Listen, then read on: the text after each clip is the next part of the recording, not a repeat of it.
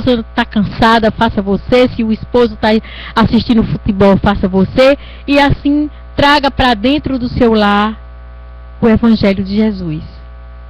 Na nossa casa também é um pouco diferente, porque nós cantamos. E às vezes as pessoas dizem, espírita, canta. Vamos assistir a TVC, e aqui quem não conhece, procure conhecer. É importante, canta sim. E nós vamos cantar juntos a oração, que alguns dizem que é de Francisco de Assis, outros dizem que não é, isso não importa. O que importa é a mensagem dessa oração. E nós vamos cantar juntos, orando 2 vezes, intercedendo a Jesus pelas dores dos 2 lados da vida e dos 4 cantos do mundo. A nossa intercessão a Jesus pela juventude. Nós precisamos interceder a Jesus pela juventude. Não só pelos nossos parentes, não é? Mas principalmente por aqueles que a gente acha que, não é nada meu, mas é, não é? Muitas vezes o nosso filho está depois do portão. Então a gente precisa pedir por todos eles. Então vamos lá. Senhor, fazei-me instrumentos de vossa paz. Onde houver ódio, que eu leve o amor. Onde houver ofensas, que eu leve o perdão. Onde houver discórdia, que eu leve a união. Onde houver dúvidas, que eu leve a fé. Onde houver erros, que eu leve a verdade. Onde houver desespero, que eu leve a esperança. Onde houver tristeza, que eu leve a alegria. Onde houver trevas, que eu leve a luz. Ó Mestre, fazeis que eu procure mais consolar que ser consolado, compreender que ser compreendido, amar que ser amado, pois é dando que se recebe, é perdoando que se é perdoado, e é morrendo que se vive para a vida eterna. Graças a Deus.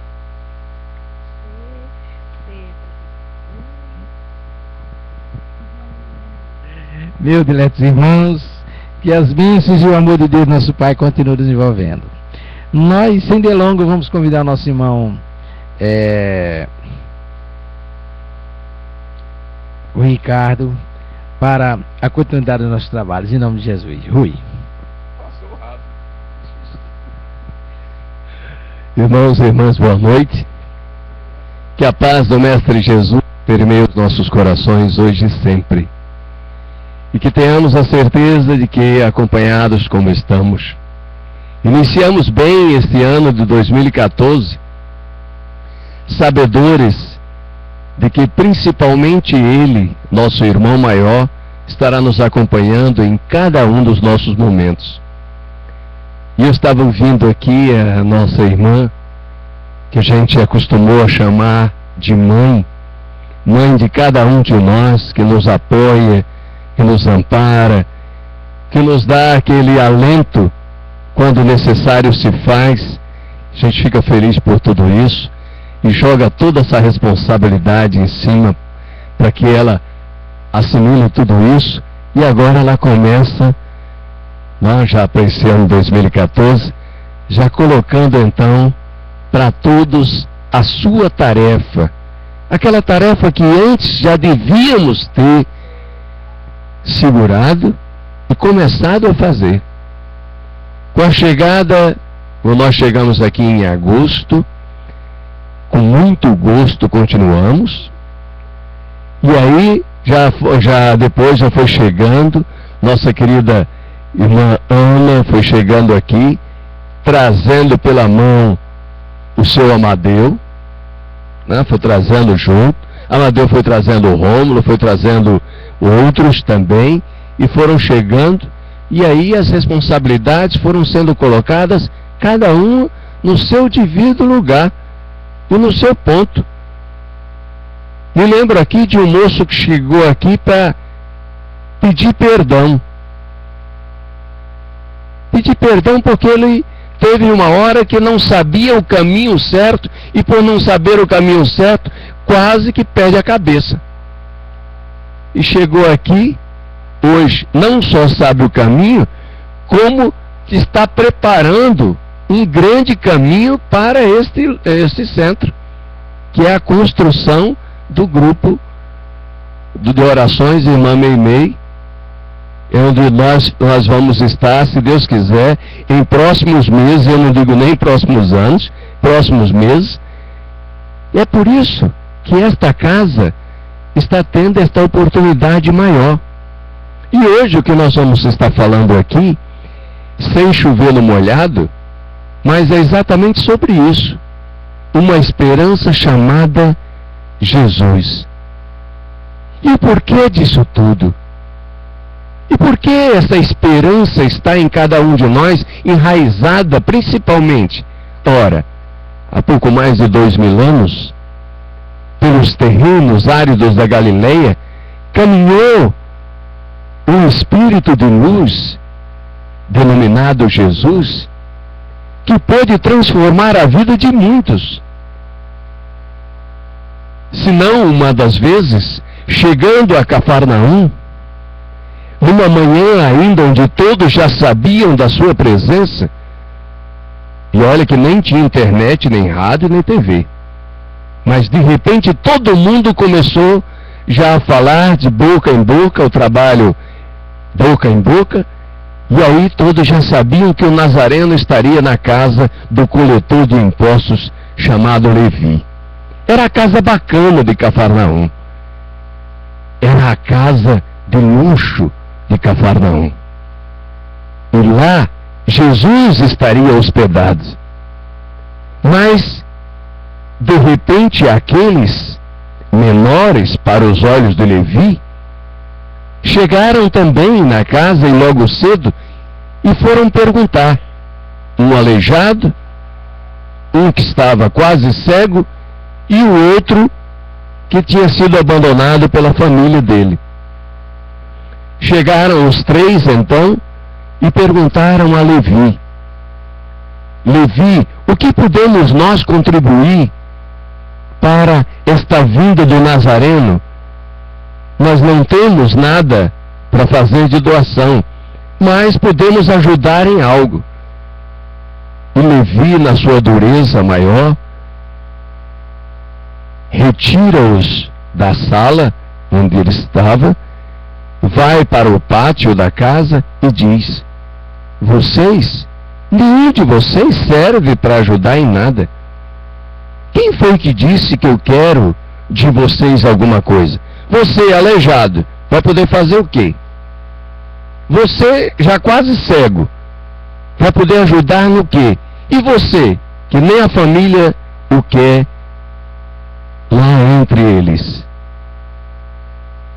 E os três saíram magoados. Por quê? Porque o que ouviam falar do Nazareno era totalmente diferente. Ele curava os cegos, ele curava os aleijados, ele abraçava aqueles mais carentes. Era isto que eles vinham ouvindo e há muito. E não só destes momentos, mas também desde o momento em que Jesus se ajoelhara no Rio Jordão para ser batizado por outro, sendo ele o Messias. Então, eles tinham a esperança em Jesus de que podiam ser recebidos e contribuir com algo para estar próximo daquele que bastava tocar em suas vestes para adquirir a cura. E Jesus humildemente dizia: tua fé te curou. Então por isso é que eles vinham correndo e acolhiam esse chamado espiritual. Por isso foram até a casa de Levi. Ora, as horas se passaram. Jesus então chega à casa de Levi.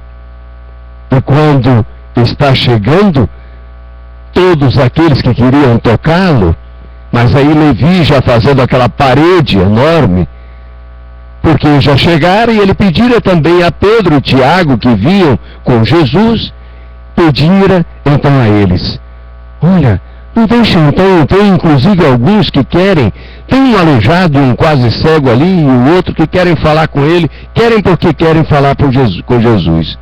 E eu já disse para eles. Jesus ouviu. Dissestes mesmo o que, Levi? Não, mestre, Rabi, né, chama, não Rabi. E por que, ora, apareceram assim, quem, aonde está? Ah, mas outro, onde estão então eles?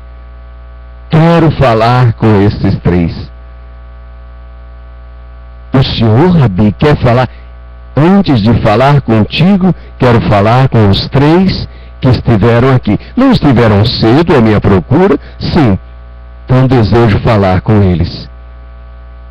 Imediatamente Levi, vendo o seu grande erro, sai ele pessoalmente à procura daqueles três. Encontra-os a poucas quadras e faz um pedido clemente. Por favor, não conta ao Rabi aquilo que eu falei para vocês. O aleijado então disse: e por que nós contaríamos, mestre? Nós queremos ajudar, contribuir. Vês agora que podemos. Bom, o Rabi disse que podeis e muito. Por isso veio convidá-los pessoalmente e leva-os então até a presença do mestre.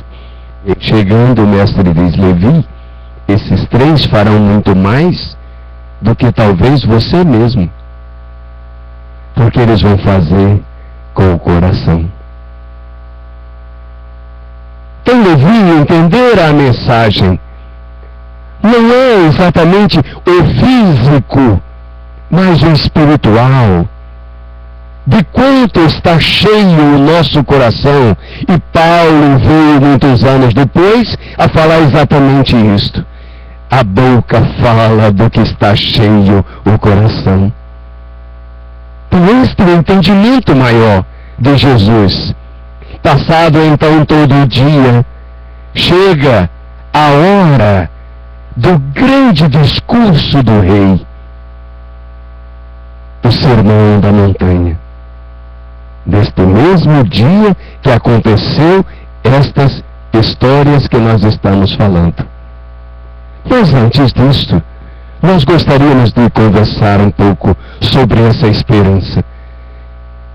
Terminamos um ano, como o nosso querido Bezerra de Menezes mesmo fala, foi terminado um ano, nós não vimos isto. Porque para a espiritualidade não há, então, datas. Há continuidade. A perseverança naquilo que faz. Amai-vos e instruí-vos, foi o que foi dito agora pela nossa irmã, nossa querida mamãe Wilma. E também o nosso papai agora. Que agora ele assume agora todos os filhos agora. Bem feito. E aí, quando se pensa exatamente nisso, quando se pensa no Jesus que nos ama verdadeiramente, aí nós vamos saber, toda uma espiritualidade, na sua igualdade, pensa igual.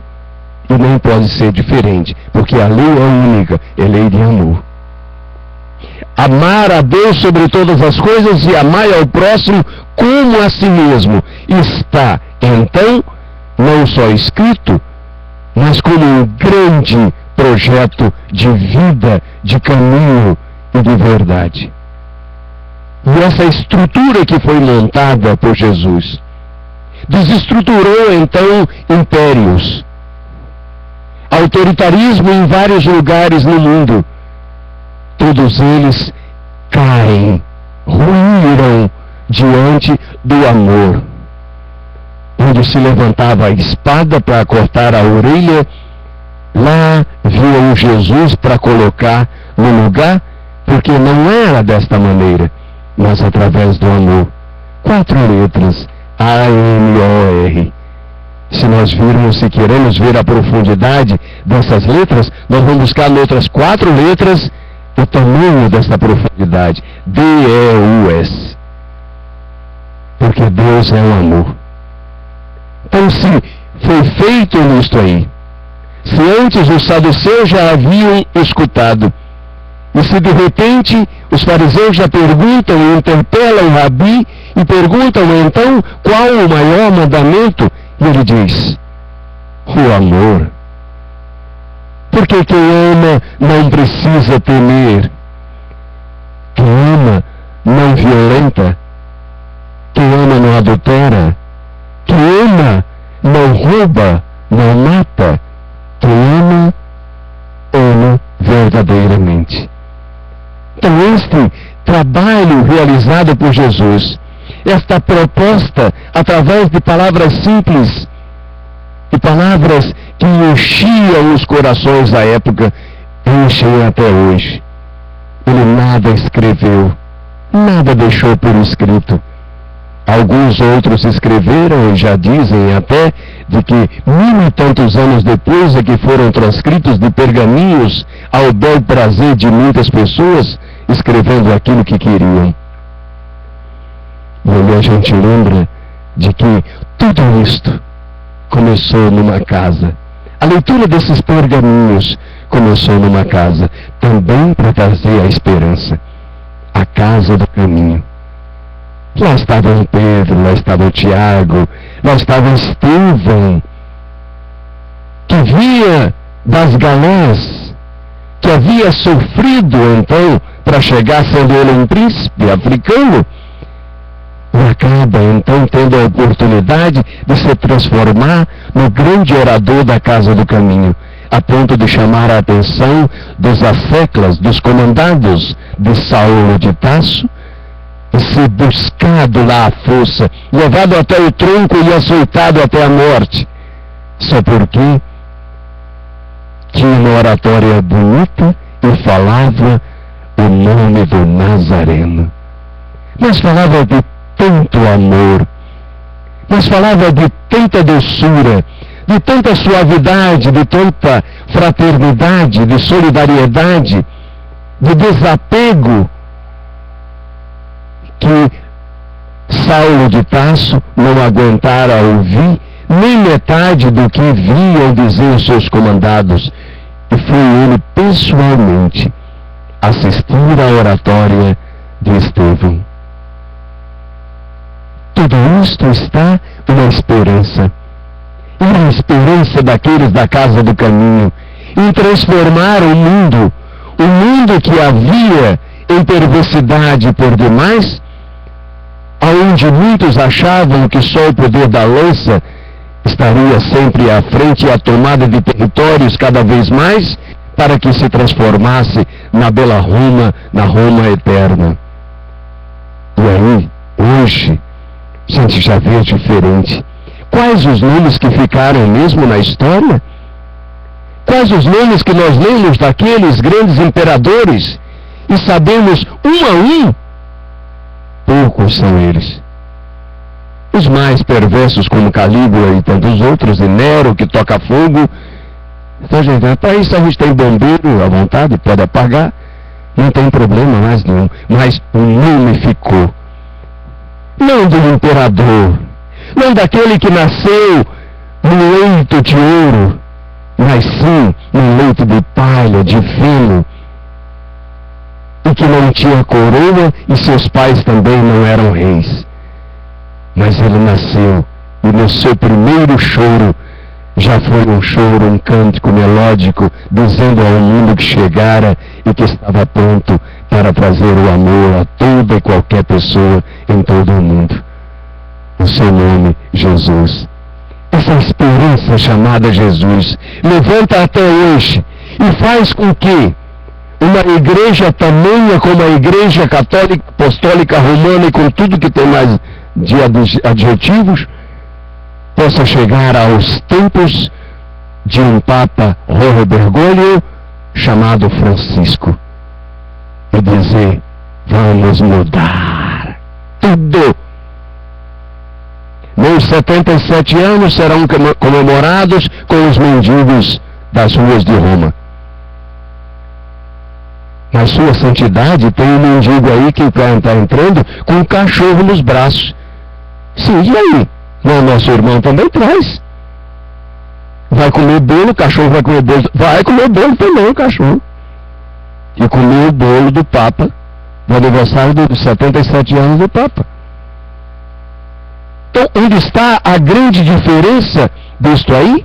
É porque se o Francisco II hoje tem que fazer algo parecido do Francisco I, do Francisco original, tem que despir-se de toda a sua vaidade e sair às ruas às 2 horas da manhã, como sai, driblar a guarda suíça e sair para a entrega de mantimentos e sair para doações, como está fazendo o Francisco nas ruas de Roma. E aí a guarda suíça já chega e diz: mas sua santidade, não podemos fazer isso, não podemos dar cobertura, não podemos dar segurança o senhor saindo desta maneira. E ele diz: em Buenos Aires não era diferente, e eu saía todas as noites. E assim está fazendo. Também está fazendo, e lá se alimentando ao lado de mais 40. Só que são 40 que servem realmente, e não os do Alibaba, como nós temos de vez em quando por aqui. Mas isso aí é outra história. E aí, quando a gente de repente assiste ao impacto como este social, que está provocando uma única pessoa, nós nos lembramos uma esperança chamada Jesus, que diante de todos aqueles que queriam impedi-lo de fazer um trabalho, e lá estava ele, incansável, com as suas sandálias rotas, atravessava todo aquele deserto, sentindo a necessidade de buscar cada vez mais cada um daquele que tinha a necessidade e a carência, para dar o apoio, o carinho, o amor, a suavidade, o aliviamento. E nós sabemos o que é isto.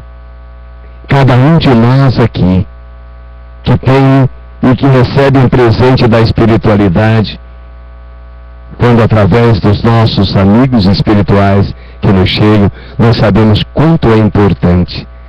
O aliviamento, como é importante. E Jesus fazia muitos. Não precisava nem tocar as pessoas o tocavam. Fala-se que a cada 10 metros, 15 metros que alguém se aproximava de Jesus, já estava dentro de todo aquele círculo de energia e tomavam. Ora, nós sabemos dessa história com o nosso querido Francisco Cândido Xavier. Quando se aproximava de Chico Xavier, bastava estar a 2, 3 metros de Chico para sentir já a energia e a modificação. Por mais duro que fosse o ser humano, as lágrimas chegavam. E se sabe disso. Essa esperança chamada Jesus continuou. Ela continuou por todos esses anos. A todos aqueles que chegaram e que imploraram e que pediram então a sua ajuda. Jesus foi chegando a cada um deles, aproximando de cada um deles e dizendo: fazei, ide, pregai o Evangelho a toda e qualquer criatura, porque aí essas pessoas estarão vivendo na luz. Quando foi falado aqui pela nossa irmã, o pedido do nosso querido benfeitor Dr. Bezerra de Menezes Cavalcante, que pudesse ser feito o Evangelho no lar. E eu tenho certeza, o nosso irmão Amadeu estará criando um grupo aqui, inclusive para as residências que precisarem, para a gente fazer a implantação do Evangelho no lar. Porque o Evangelho no lar é luz para o lar, e não só para o lar. Quando é feito o Evangelho no lar, toda a rua recebe aquela luz. Toda a rua. No apartamento, todo o edifício, o bloco recebe a luz. Dizem então os nossos amigos espirituais de quando está sendo realizado o Evangelho no lar, e quando da vinda de espíritos como Bezerra de Menezes, André Luiz, Emmanuel e tantos outros que vêm em campanha para socorrer a muitos, e somos muitos necessitados, os necessitados, esses amigos espirituais, eles observam aonde está sendo realizado o Evangelho, no lar, naquela luz, e vão até lá para fazer aquela parada. E a partir dali se deslocam para a campanha e para o trabalho. Olha que beleza que é isto. E tudo isto, essa esperança chamada Jesus, que nos conforta, que nos alimenta, e que faz então que pensemos nas palavras do codificador. Irmãos meus, amai-vos e instruí-vos. Tomai conhecimento desta gama de informações que nós temos nos livros da doutrina. São muitas as informações que nós temos, não só no Pentateuco, mas também em tantos outros, que são fornecidos, e temos uma gama enorme. O nosso Cândido Xavier nos deixou muita coisa através de Emmanuel, através de Humberto de Campos, através de Alto de Souza, através de grandes amigos espirituais que estão sempre prontos e atentos a e observando aquilo que nós podemos e devemos realizar. Por isso tudo, esta esperança chamada Jesus nos conforta. Nós voltamos então a Cafarnaum, naquele dia. Naquele dia onde Levi acaba tendo a oportunidade, no mesmo dia, de fazê-lo e de ter o perdão daqueles que ele agredira. Ora, convidados então, vão com Jesus para a subida do monte. Era a hora que todos estavam esperando. Era o conforto para todas aquelas almas, aqueles espíritos endurecidos ainda, que ouviram falar, cada um daquele, ouviram falar de algo benéfico e bonito, proferido e saído das palavras daquele homem, mas ainda não tinham provado do momento, da essência maior, da emanação de energias, eles ainda não tinham provado. E aí chega a hora. No Sermão do Monte, ele começa a falar das bem-aventuranças, e começa logo: bem-aventurados os aflitos, porque deles é o reino do céu. Bem-aventurados os puros de coração. E aí Levi quase cai, porque ali estava tudo aquilo que aqueles três vinham ou tinham falado para ele de manhã, e ele não tinha escutado nada. E Jesus estava repetindo as palavras daqueles três, como se olhasse para Levi e dissesse: entendestes, meu irmão, a mensagem é esta, porque quem estiver comigo vai estar com o Pai. Eu e o Pai somos um. Irmãos meus, amai-vos uns aos outros. E aí Levi sentou de vez, porque entender a grande mensagem.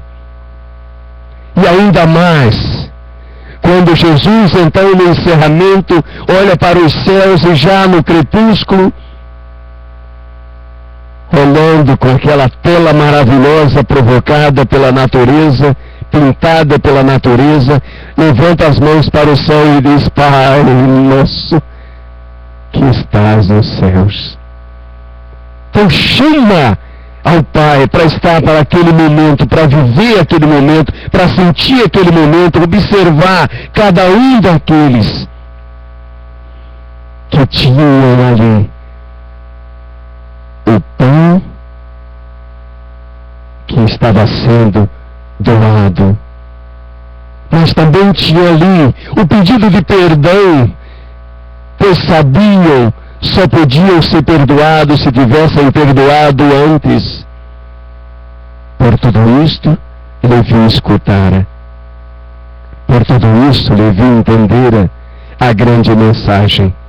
E sai por toda a Galileia, e sai para Jerusalém, e sai para todas as cidades, convencendo a cada um, porque antes ele estivera fazendo todo esse trabalho de conhecimento, adquirindo cada vez mais conhecimento. Mas Jesus, no espírito do escol, já vinha com um know-how muito grande, com um acúmulo muito grande. Não só isso, mas Jesus também esteve dos 14 até os 16 anos, frequentando as grutas que João Batista frequentou dos essênios, bebendo daquela sabedoria de milhares de anos, porque Jesus, um Atlante, Jesus, um Lemuriano, Jesus de todos esses tempos, sabia que cada informação que se vai coletando é conhecimento que se vai poder passar depois para as pessoas. Este conhecimento fica em cada um de nós gravado, com esta grande esperança chamada Jesus. E aí, com esses termos todos, com este trabalho todo desenvolvido, Jesus chega a Jerusalém e nos conta em uma história bonita do nosso querido Divaldo Pereira Franco, de que Jesus chega a Jerusalém numa tarde, de repente aparece diante daquela multidão que já se fazia na sua espera e outros que o acompanhavam. Chegara aquele jovem com quase 32 anos, e chega, cabelos longos, peixe robusta, olhar singelo. De repente sai da multidão uma linda mulher, encontra-se com o Nazareno e diz: Nazareno belo, quero te convidar para que vás à minha casa de perfumes na noite de hoje. E o Nazareno responde: mulher, aguarda-me, em breve estarei contigo.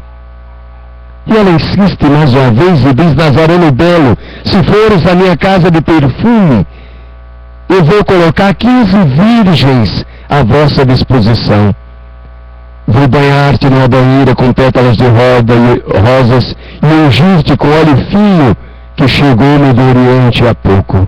Vás, ele diz: hoje eu não posso. Aguarda-me, mulher, pois um dia, muito em breve, estarei contigo.